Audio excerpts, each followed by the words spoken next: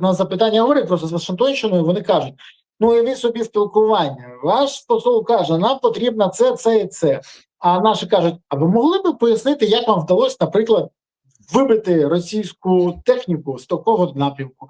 А яка методологія, а яка тактика, а у чому стратегічні напрямки, а як ви реалізовували це та інше, а чи можемо ми обмінятися інформацією? І я коли кажу, ну дивіться, ну це ж буде чиста військова історія, почекайте.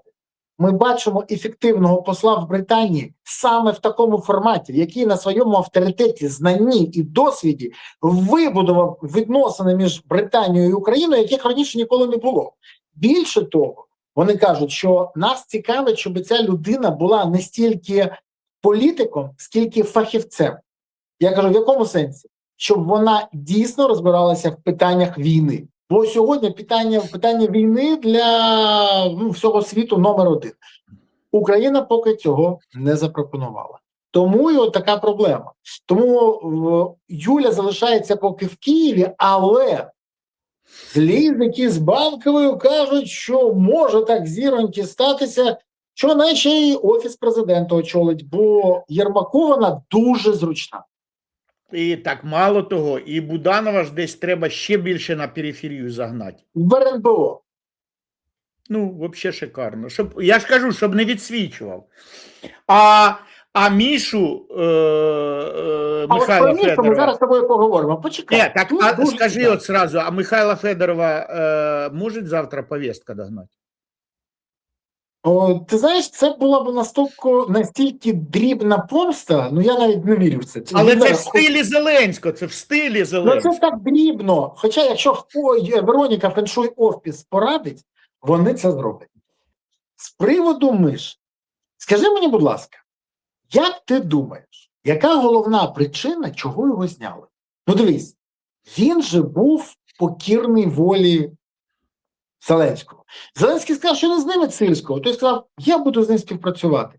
Зеленський сказав, треба підписати санкції по Березі. Федоров перший підписав.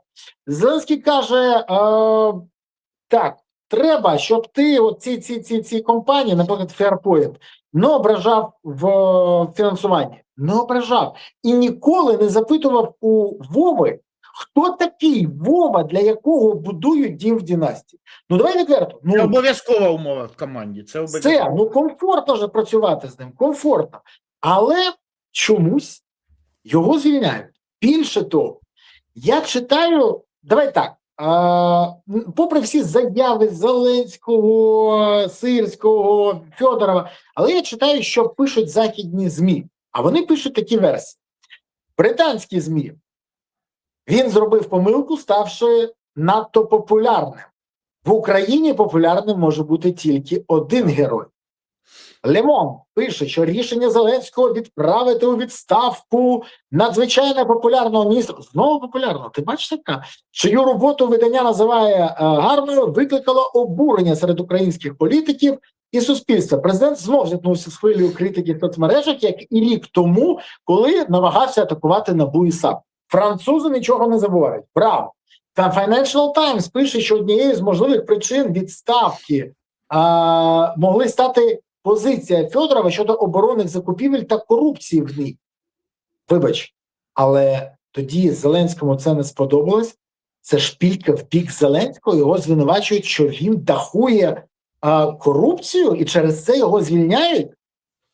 Більше того, окрім того, The Economist пише, що Зеленський пропонував Федорову посаду прем'єр-міністра України, але той відмовився. А пан Кобілюс каже, що поки не зрозуміла ситуація, вони про все домовились з паном Федоровим, і от все одно зняв. Ти можеш мені пояснити, чому, як ти думаєш, дійсно зняли Федорова? Тому що мені кажуть, є дві причини. Перша причина, от я скажу, ти скажеш. Перша причина, у Федорова з'явились політичні амбіції. А це не пробачають в Офісі президента. Ти повинен бути сірим імпотентом. Навіть в деяких моментах, коли Федоров був імпотентним, наприклад, ніколи не запитував про Вову і династію, або підписував щось, що йому казали по санкціях, але ж він ніколи не оспорював Зеленського. Це перше. А друге, він зарубився з Сирським, і той переграв його в корпоративних війнах, в інтригах. Бо мені кажуть, що Сирський зміг Зеленському вкласти в уші, що ви бачите, він хоче отримати більшу популярність, потім сказати, що ви всьому винні, і стати президентом. А для Вови, якщо хтось хоче бути президентом і має якісь амбіції, або, не дай Боже, рейтинг, це ворог. Це вже ворог. Настільки це реально, як ти вважаєш. І що саме, скажімо так, змотивувало Зеленського в першу чергу звільнити з посади міністра оборони Федорова, який був з ним з першого дня, допомагав формувати його імідж, займався ботами. Ще навіть з виборів. Так, з виборів він допомагав новий, формував його образ, допомагав з ботами. Ми всі це пам'ятаємо, Бігус робив розслідування про це. Був покірний, послухняний, не заважав.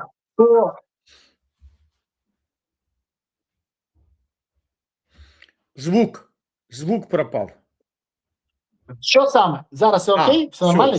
Є, да, все нормально. Що саме? Скажи, будь ласка. Так от, я теж вважаю, що тут два в одному.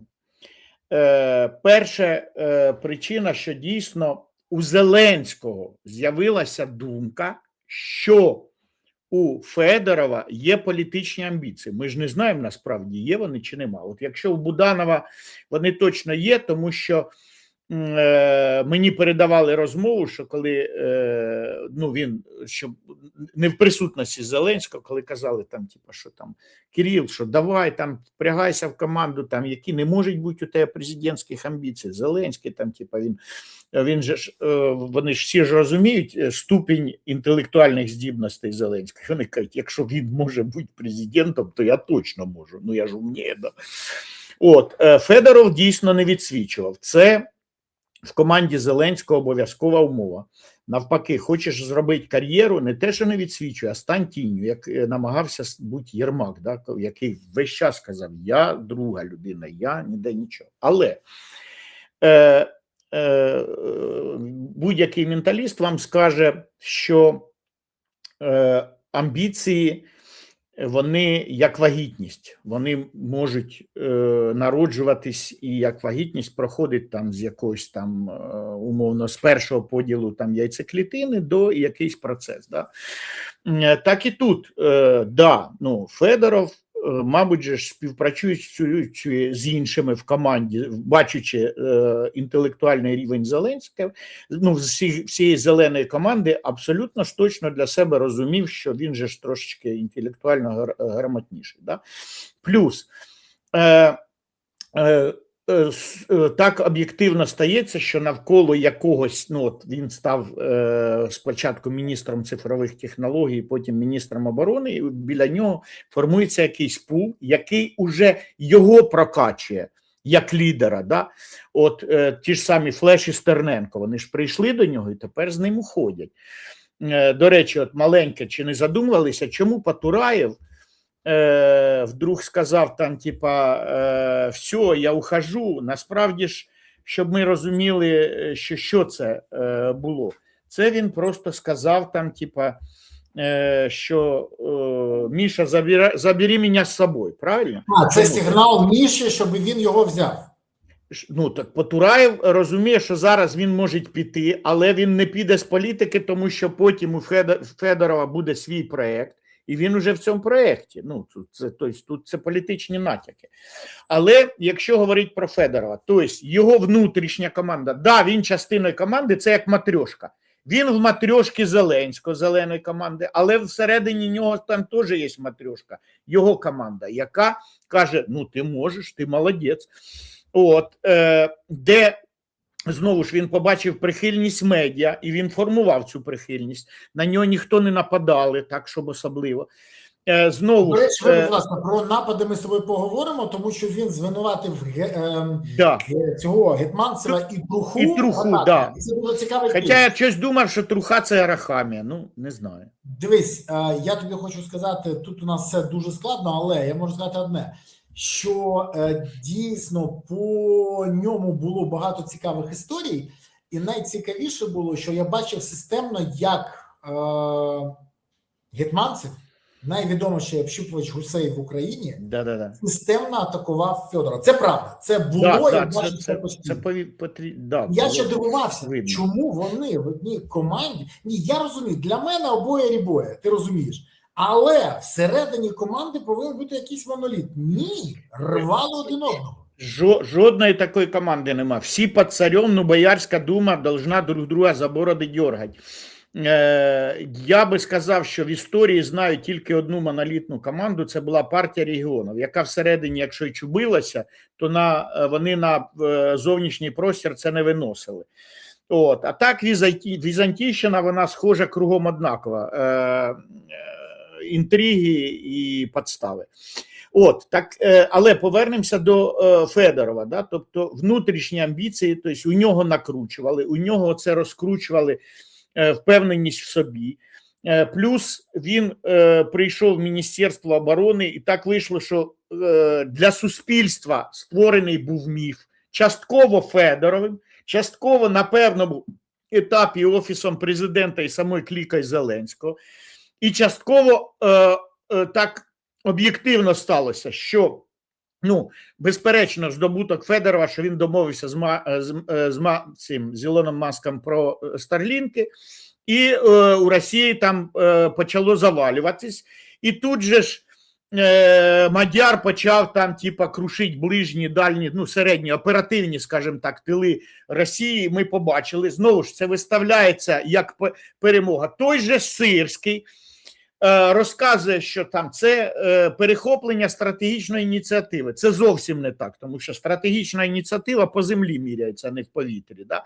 От, і тому Сирський, кажучи, у нас все хорошо, пішли діла хорошо. Сирський не собі очков додавав і не Зеленському, а Федорову. І вони дуже пізно зрозуміли, що хвалячись, вони нахвалюють не себе, а віддають очки йому. І оце, мабуть, було саме обідне для них. Що ми тут хвалимося, що дивіться, які ми молодці, Сирський і Зеленський молодці. А Федоров такий на сигареті, а всі, о, Федоров молодець, там, типу, кажуть, ну, не того рядять в герої. І тому кілька факторів склалось. І ще раз, тобто, і це народжувались амбіції Федорова, і їх народжували. І десь сприяв цьому і Зеленський на первах, да, тому що всі казали, тому що щоб Зеленському збити шлейф Міндіча і Єрмака, треба було казати, у мене команда, де у мене герой війни Буданов і самий умний в Україні Федоров. Вони ж самі це натякали, це ж розганялись кругом. Аж поки вони не зрозуміли, що це пішло в перебор, і створився міф у суспільстві, що в команді Зеленського є один розумник.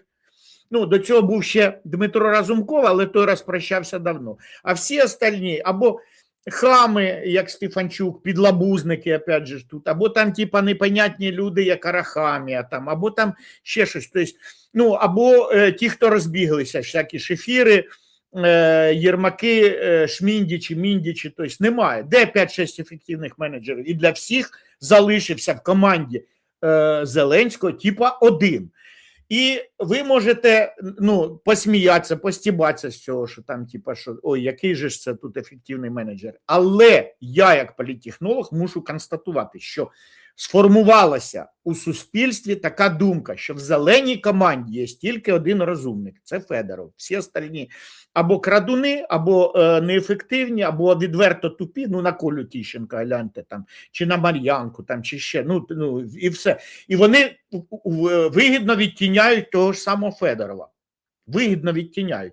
І тому в суспільстві є образ. І тут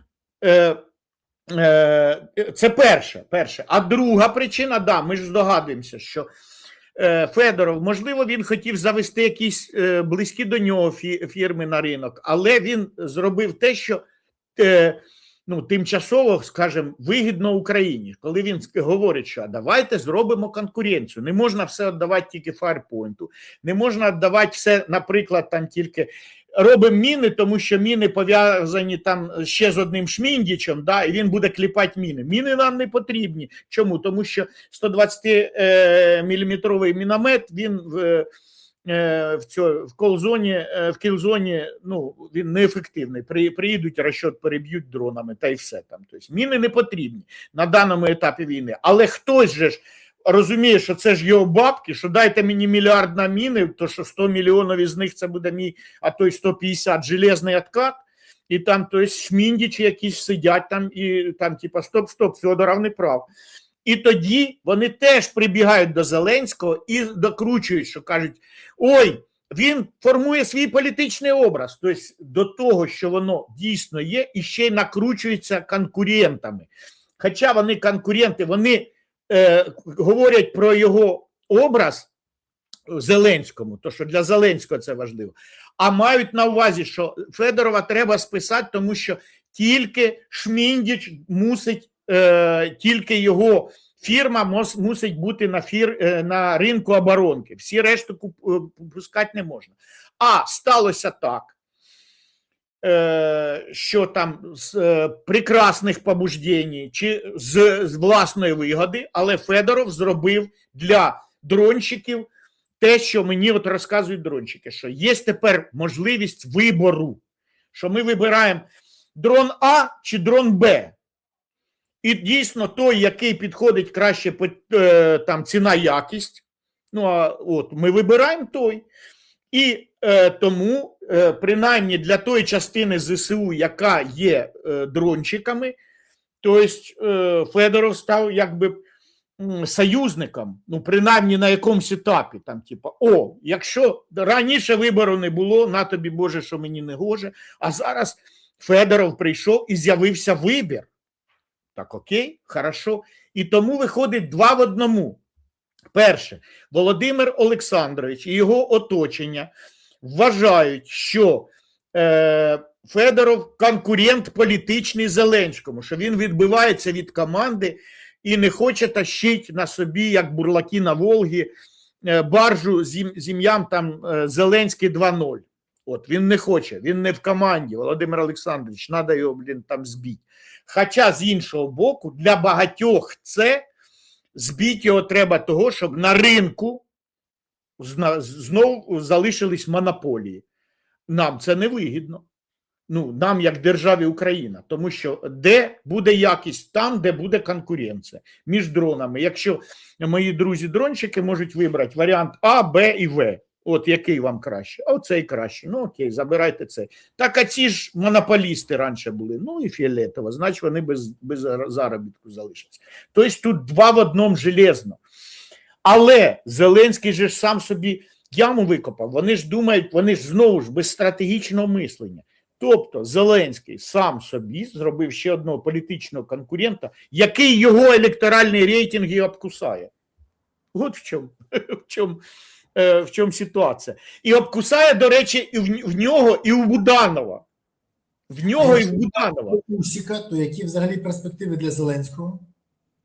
Ну, тепер ще менші. Володимир Олександрович, ну, ви думаючи, що от зараз ви десь задвинете Федорова, а ви фактично там зробили чудаку рейтинг. Тепер можете викинути нафіг всі рейтинги, які робились до цього, і мірять те ж саме, але з Федоровим. І ви побачите, і ось побачите, я буду правий, і у Федорова вже з'являється там, якщо мірять його як політичну силу, точно більше 5%. Або і вже там близько 10%. І откусить він в кого? Він не у Петра откусить, він откусить не у генерала Залужного, він откусить у Кирила і у Вови. Цікава історія. Ну, ми про це поговоримо зараз ще трохи. А скажи мені, будь ласка, от я для себе так думав, ну, розкидав, знаєш, стратегічно намагався. У Зеленського зараз нема позитивних для нього рішень. Дивись, повертає він Федорова. Всі знають, що не поверне. Ну, я просто уявляю на собі. Повертає він Федорова на посаду. То тоді це покаже, що він прогнувся, його можна нагибати і далі, і вулицю будуть використовувати. Ну, все. Це вже слабке, це король, який не може поцарювати. Це зрозуміло. Правильно. Якщо не поверне Федорова, то покаже, що він впертий баран, ігноруючи вимоги суспільства, не чуючи улицю, та такі, які діє на підставі особистих забаганок. Да. Якщо буде тягнути час і не призначати нікого, то це ще більше поглибить політичну кризу. Ну в нього нема хороших рішень для цього. І найцікавіше, що це демонструє головний принцип. Ти пам'ятаєш, головний принцип, я багато разів казав, ССО. У час найскладніших випробувань ти ніколи не підіймешся до рівня своїх очікувань, завжди впадеш до рівня своєї підготовки.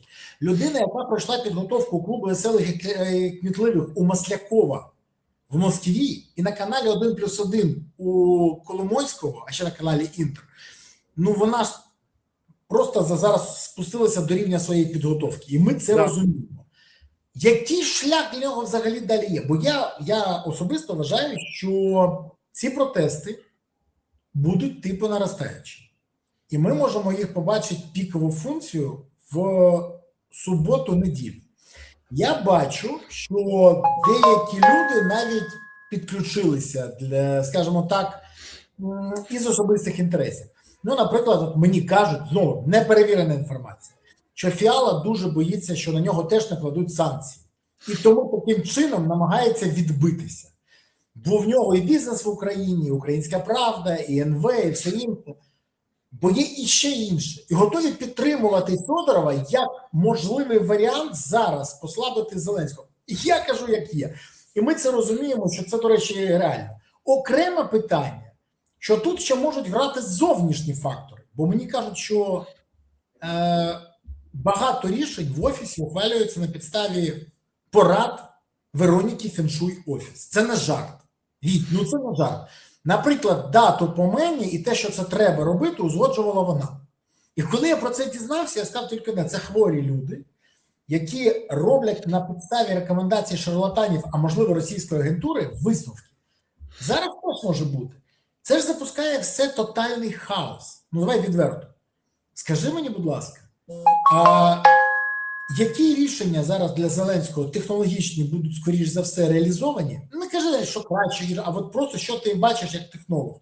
Це перше. А друге, скажи, будь ласка, тобі не здається, що все це запускає страшну ситуацію, коли можуть, ще я знаю, ще й головкома хочуть зараз зняти, це не перебільшення, ну, щоб погасити все це полум'я, призначити іншого. Я кажу, ну, призначити Драпатова. І вулиця підтримує, і партнери, і армія підтримує. Драпатова, мені кажуть, не можна. Я говорю, чому? Він популярний і незалежний, і в нього є принципи. Всі ж пам'ятають, як він взяв і сказав, в мене є честь офіцера, я подаю відставку. Пам'ятаєш цю з посади? Це історія. І для Зеленського люди з принципами – це ті люди, яких він не сприймає, бо вони для нього знаходяться з полярними поглядами. То що буде робити Зеленський, як ти вважаєш? І чи не здається тобі, що забагато гравців, як зовнішніх, так і внутрішніх, які почали грати в цю гру, і це може загрожувати дійсно національній безпеці?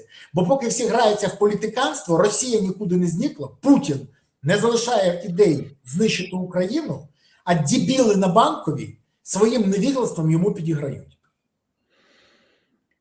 Я думаю, що Зеленський якраз ще раз показав, що ніякого стратегічного мислення у нього немає, а у нарциса його не може бути. Да? Він просто хоче переключити на себе увагу людей. Якщо хтось інший переключає на себе, то у нього ревнощі виникають. Да? І там, тобто, Федоров, який переключив на себе увагу, роздратування Зеленського зараз страшне. Тобто він вважає Федорова зрадником не лише собі, ну, Володимир же Олександр як Людовик XIV, Франція – це я, да, Україна – це я, він же себе не відрізняє, і тому там, типа, для нього Федоров зрадник, тобто людина, яка там, типа, психанула і йде з команди. Коли йому Федорову сказали, що будь просто біля мене там якимсь помічником, а у Федорова вже дійсно заграли амбіції, він каже, ні, я жопу заносить просто не буду, там, типа, хвости заносить, ні. От, я або там міністр, або там, типа, ідіть лісом. От, а Володимир Олександрович думаєш по-іншому, що весь світ должен заносити йому хвости. І, власне, оця вся ситуація, коли вони думали, що хитрий ход під заміну уряду, вони зіб'ють, що основна мета то була збить Федорова, ну і, наприклад, там Тараса Качку, щоб показати Європі, що подобається я вам, ну, беріть мене або царем в Європу, або нам така Європа не потрібна. Тобто це було кілька сигналів. Так само, як кілька сигналів подали і європейці. І от зараз в тому числі через західні медіа подають Зеленському сигнал, що большой брат слідить за тобою, що союзникам це не подобається, так само, як і народу України. Я думаю, що Зеленський знову злякався.